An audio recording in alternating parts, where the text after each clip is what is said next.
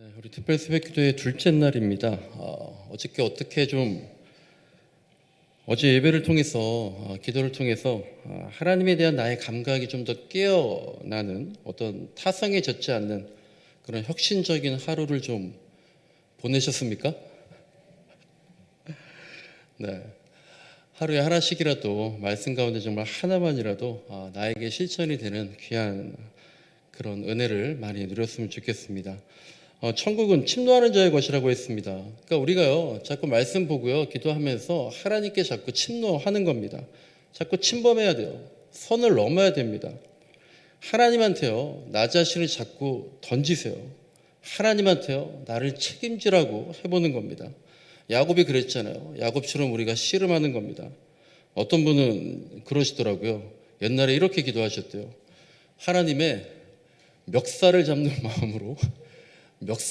마음으로 기도하셨다고 그렇게 하는 얘기를 듣고 참 재밌기도 하지만 정말 간절하다, 절절하다. 그것도 좋은 방법이다라는 생각도 했습니다. 그렇게 하면은요, 내 신앙의 세포 하나하나가 감각이 깨어나서 살아 움직이고 내 신앙을 혁신해 나갈 수 있으리라고 믿습니다. 제가 이제 개척하고 나서요, 몇 가지 좀 변한 것들이 있어요. 그 중에 하나는 아직도 많이 부족하지만 제가 참 많이 예전에 비해서 유연해졌다라는 겁니다. 유연성이 좀 생겼어요. 저는 이제 모르겠어요. 이제 어떻게 보이실지 모르겠지만 고집이 나름대로 꽤 센 사람입니다.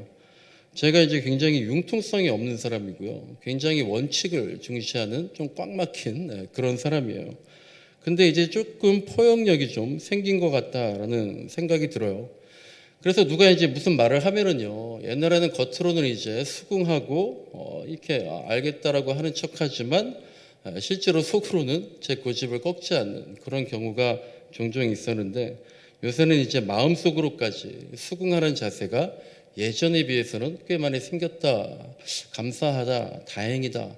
이게 변하기 어렵잖아요. 근데 어쨌든 뭔가가 긍정적으로 변한다라는 건 좋은 것 같습니다. 그래서 제가 이제 요새 날마다 아침에 일어나면 혹은 저녁에 집에 가면 얼굴에 마스크팩을 합니다. 제가 이제 스킨로션 바르는 것도 되게 귀찮아하면서 막 바르는 사람인데요. 막 필링을 하고 그다음에 마스크팩을 해요. 왜 할까요? 제가 왜 마스크팩을 얼굴에다 할까? 유튜브로 이제 설교 영상이 나오잖아요. 근데 이제 뭐 저희 아내뿐만 아니라 제 옛날 친구도 그렇고 갑자기 저한테 그러는 거예요. 야, 너 피부가 너무 엉망이다. 얼굴이 너무 까맣다는 거예요. 그래서 제가 이제 그 말을 듣고 설교 준비에도 신경을 쓰지만 피부 관리에도 신경을 써야 되는구나. 근데 여러분 이제 뭐 저만 그렇게 생각할지 모르겠어요.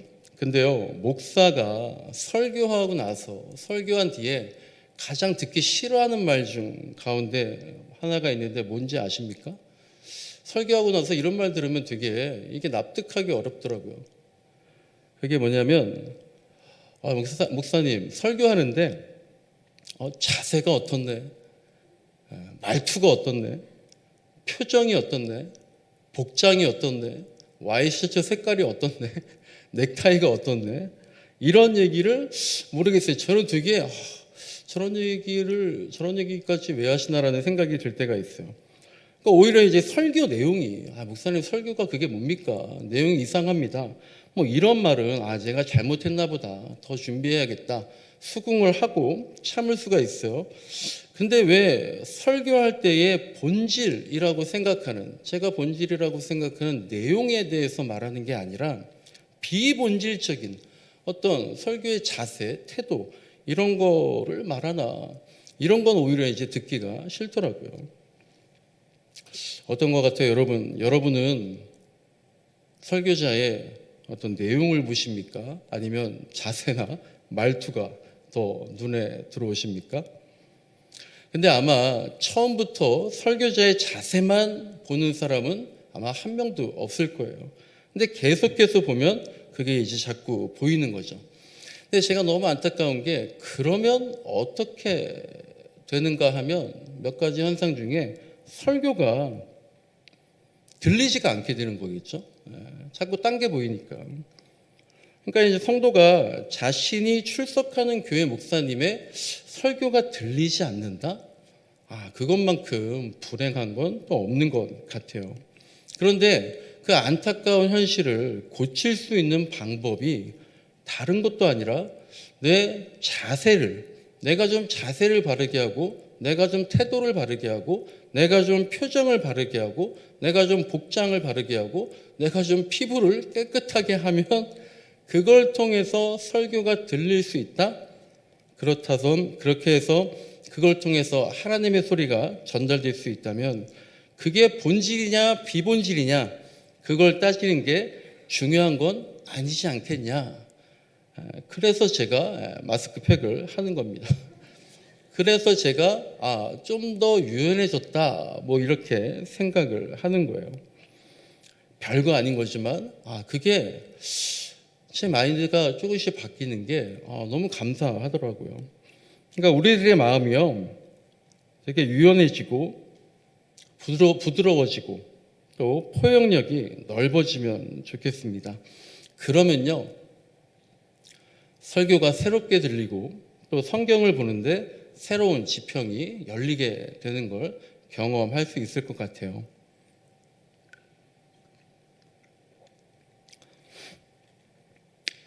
설교가 얼마나 귀합니까? 성경이 또 얼마나 감사하고 귀합니까? 그런데 그 하나님 말씀이 다른 것들에 의해서 가려지지 않으면 좋겠다. 근데 오늘 본문 말씀 보시면요 하나님 말씀이 다른 것들에 의해서 가려지는 장면이 나오는 겁니다. 오늘 본문은 사울이 왕으로 뽑히는 그런 내용이잖아요. 사울은 누가 왕으로 세웠습니까? 사울은 하나님이 세워주셨잖아요. 하나님이 선택하고 왕으로 세워주셨어요. 오늘 본문 11장인데 그 이전에 10장에서요. 이미 하나님은 사무엘을 통해서 사무엘에게 시키셔서 사울을 기름을 부어주셨습니다. 근데 사울이 사무엘에게 기름 부음 받을 때 누가 있었을까요? 아무도 없었어요. 사무엘하고 사울만 있었습니다. 그러니까 다른 사람들은요. 일반 백성들은요. 사울을 왕으로 삼아라 라고 하는 이 하나님의 말씀 음성을 듣지도 못했고요. 또 사무엘이 사울에게 기름 붓는 장면을 보지도 못한 거예요. 그러니까 혹시라도 사울이 왕이 된 것을 백성들이 인정하지 못할까봐, 그래서 사울의 권위가 세워지지 않을까봐 오늘 본문에서 특별히 이 모든 것이 하나님의 뜻이다 공개적인 자리에서 그것을 보여주기 위해서 제비를 뽑는 상황을 만들어 주신 겁니다.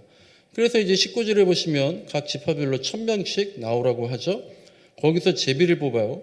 정확히 이제 어떤 방식이었나 잘 모르겠으나 베냐민 지파가 뽑혔습니다.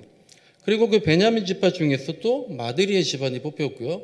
그 마드리의 집안 중에서도 그 남자들 중에서도 기스의 아들 사울이 최종적으로 왕이 된 겁니다. 그러니까 12,000명가량 사람 중에서 사울이 뽑힌 거예요.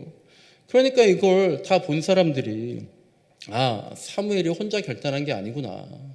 사무엘이 혼자 조작한 것도 아니구나. 사무엘과 사울이 밀실에서 서로 협약을 맺고 한 것도 아니구나. 분명히 어떤 거예요? 하나님의 뜻이다라는 걸 알 수 있었겠죠.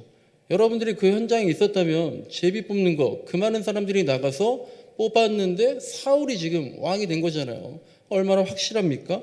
분명히 하나님의 말씀이다. 이걸 모든 백성들의 눈앞에서 확실하게 해 주신 겁니다. 근데 그 이후의 내용이 되게 특이하죠. 그렇게 뽑힌 사울이 지금 어디에 숨어 있다고 했습니까? 22절 마지막에 보면 그렇게 뽑힌 사울이요. 저 같으면 되게 너무 감격스럽고 당당하고 그럴 수도 있을 것 같은데 짐짝 사이에 숨어 있다라고 나와 있는 거예요. 그래서 이제 어쨌든 그를 데리고 나와서 왕으로 세우려고 불러서 만세를 부르고 했는데 27절 마지막 절 보니까 또 어떤 사람들이 있다고 했습니까? 어떤 불량배들은, 여기서 불량배는요 우리가 아는 건달이나 깡패 이런 사람들이 아니라 권세가 있는 유력자들이에요. 그 유력자들 중에서 마음이 좀 삐딱한 사람들, 그걸 불량배라고 얘기하는 겁니다. 그들이 사울을 멸시해서 아니 이 사람 사울이 우리를 어떻게 구원할 수 있겠느냐, 우리를 어떻게 구할 수 있겠느냐라고 업신여기면서 축하 예물도 예식도 참여하지 않고 바치지 않았다라는 겁니다. 신기하죠. 그렇게 기적을 보고 하나님의 선택과 하나님의 말씀이 명백하게 증거로 보여졌는데도 첫 번째로 신기한 건 사울은 왜 짐짝 가운데 숨어 있었을까라는 겁니다. 그리고 이 불량배들은 왜 사울을 왕으로 인정하지 않았을까요? 무엇이 사울과 이 불량배들에게 하나님의 말씀을 하나님이 직접 보여주시고 그렇게 들려주신 말씀을 가려지게 했을까? 그건 바로요, 사울의 스펙 때문에 그렇습니다. 사울의 출생 신분 때문에 그래요. 사울이 어느 지파라 그랬죠? 베냐민 지파입니다. 베냐민 지파면 좋은 지파 같죠? 맞습니다. 베냐민이 누굽니까? 요셉과 함께 라헬이 낳은 아들들입니다. 그리고 라헬은 야곱이 그의 언니 레와와는 다르게 야곱이 진짜로 진심으로 사랑했던 여인이 라헬이잖아요. 그래서 베냐민은 야곱의 사랑과 축복을 받은 그런 지파였습니다. 그런데요, 그 베냐민 지파가요 아주 큰 사고를 칩니다. 그래서 그 사고 때문에 베냐민 지파가 완전히 몰락하게 되는 일이 있었어요. 그건 바로 이제 사사기에 나오는 레위인의 첩을 강간한 사건이 있어요. 그런데 그 강간범들이 바로 누굽니까? 베냐민 지파 사람들이었던 거예요. 근데 이 베냐민 지파는요, 그 강간범들 잘못했잖아요. 그러니까 나머지 11지파 사람들이 내놔라, 벌해야겠다라고 했는데 오히려 그 사람들을 감싸줍니다. 그러니까 이 베냐민 지파 한 지파와 나머지 이스라엘의 11지파가 전쟁을 벌여서 베냐민 지파의 씨를 말려버립니다. 그 전쟁에서 베냐민 지파의 남성 장정이 2만 5천 명이 죽었어요. 그래서 베냐민 지파의 남은 성인 남성이 600명밖에 되지 않았다라는 거예요.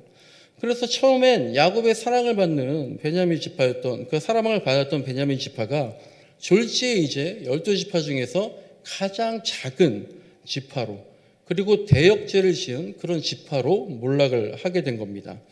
그렇게 몰락해버린 베냐민 지파 출신의 사울이 이스라엘의 초대 왕이 된 거예요.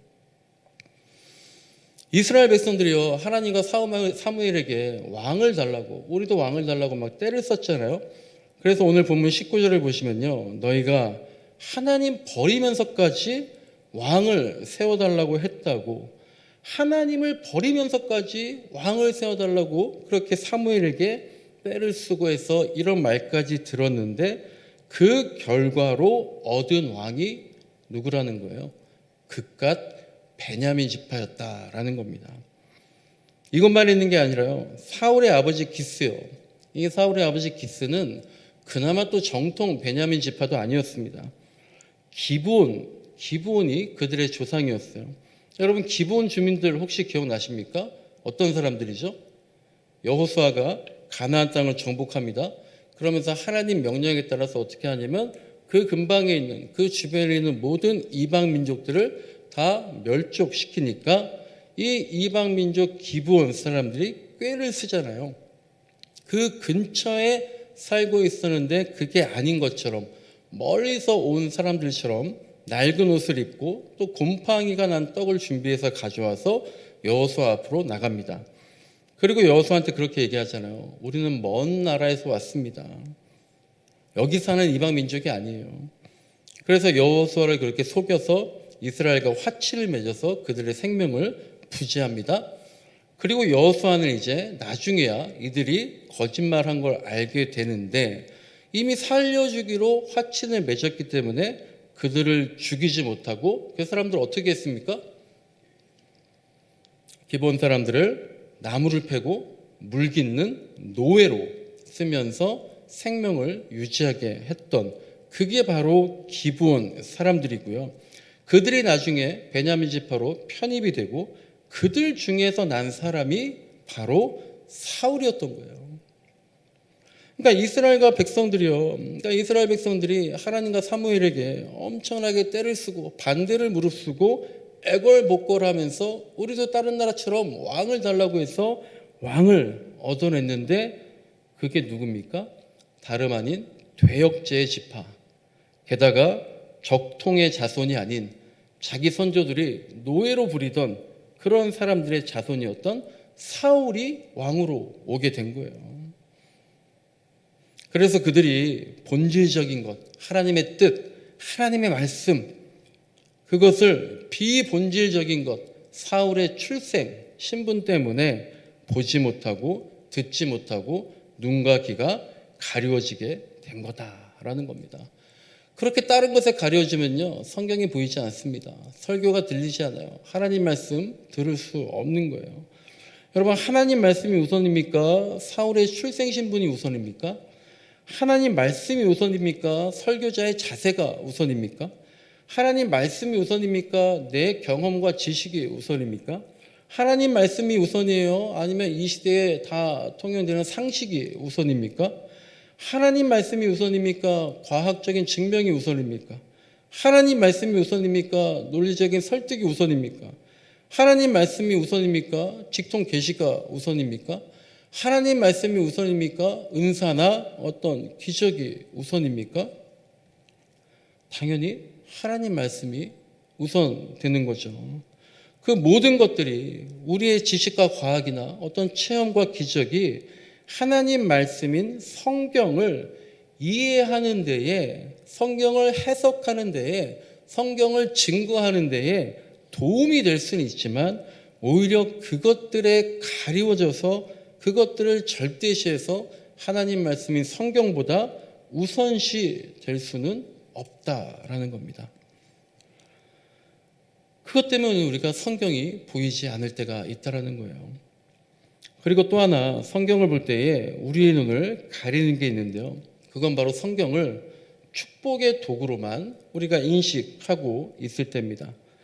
우리는 모두가 어떻습니까? 교회 다니면서 말씀 보면서 기도하면서 복 받기를 원하잖아요. 틀린 게 아닙니다. 구약을 보면은요, 계속해서 복에 관해 말씀하죠. 신약에서도 예수님 복에 관해서 말씀합니다. 근데 이제 기독교가요, 종종 이런 비판 듣잖아요. 야, 기독교 너희들 기복신앙이다. 그러잖아요. 근데 여러분, 기복신앙이 잘못된 겁니까? 저는 이 말이, 이 기복신앙이란 말, 복을 추구한다는 말, 이거 틀리다고 생각하지 않습니다. 생각해 보세요. 기독교가요, 복을 빌고 바라는 신앙을 갖는 거예요. 샤머니즘이 문제지 기복신앙이 문제는 아닌 거라고 생각해요. 근데 문제는 뭡니까?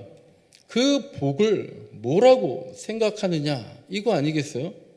물질의 복만, 성공의 복만, 출세의 복만, 건강의 복, 자녀의 복, 행복의 복, 안전의 복.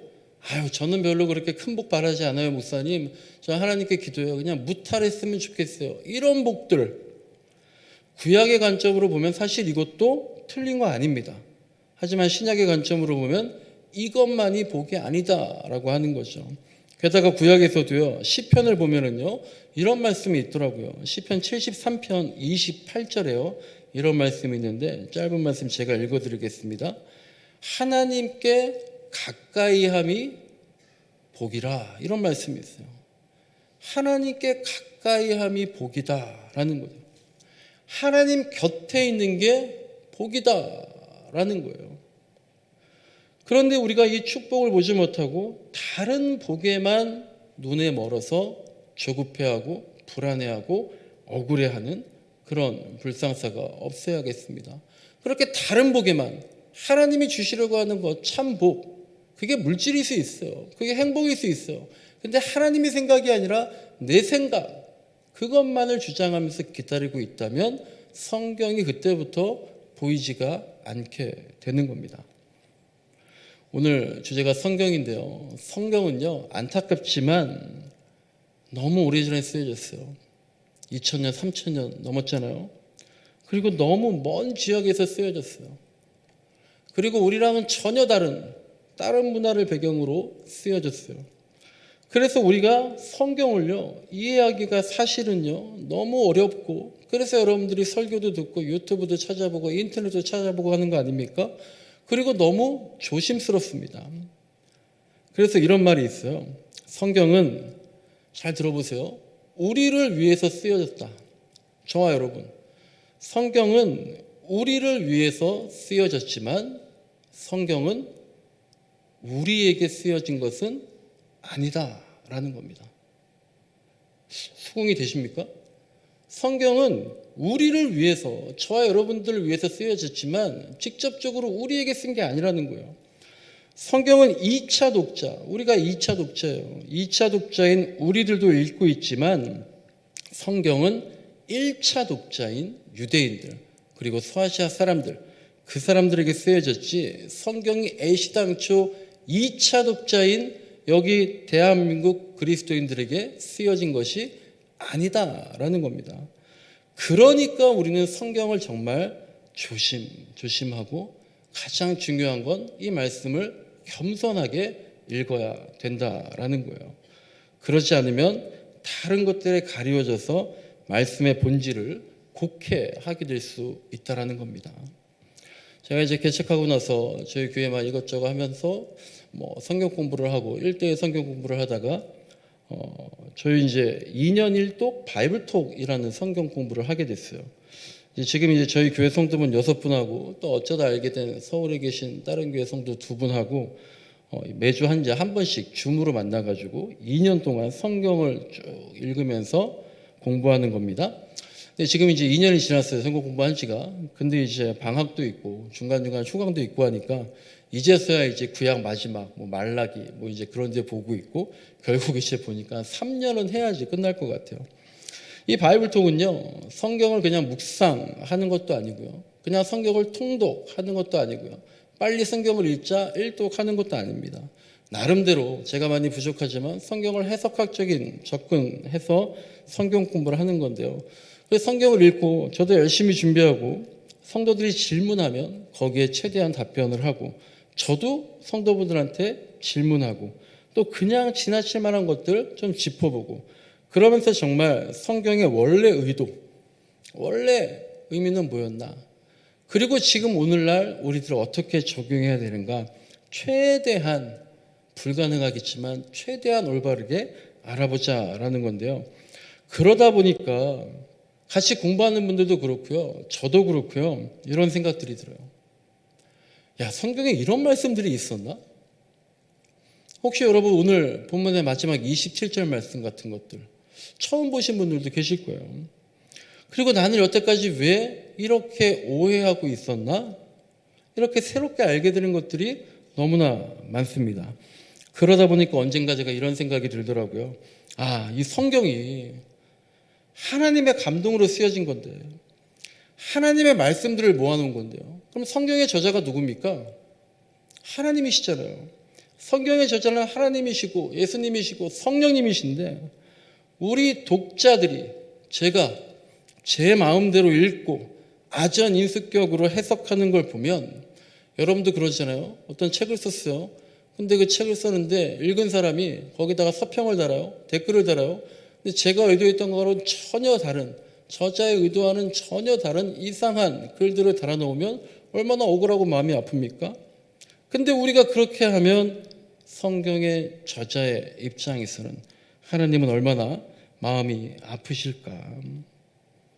이 중요한 성경이 만약에 우리가 그렇게 오해하고 곡해하고 잘못 해석하고 적용하고 있다면 하나님에 대해서 우리가 너무 무례한 거 아닌가라는 생각을 해봤습니다.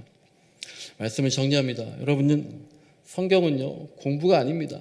공부만이 아니라요, 그저 성경입니다. 여러분, 설교만이 아니라요, 그저 성경이에요. 은혜요, 좋은 것 같죠?